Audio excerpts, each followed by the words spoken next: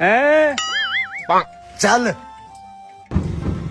अबे ये तो वही रिक्शा खड़ा है जिसका अभी तेल लुटा है हमने।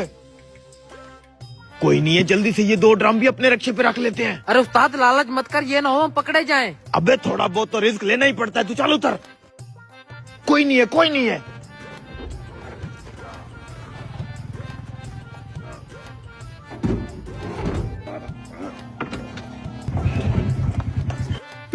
अरे मालिक, ये तो हमारी ड्रम है, देखो। क्यों भाई, आपने हमारे ड्रम अपने रिक्शे पे क्यों लोड किए हैं? फंस गया बॉस। कौन सा रिक्शा भाई?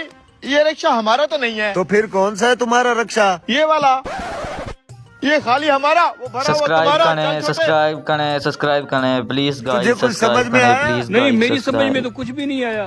कहा भी था उस्ताद लालच मत करो, सारी मेहनत अब हाथ से गई। अबे जान बच गई और शुगर मेला भी हो गया, चल तू।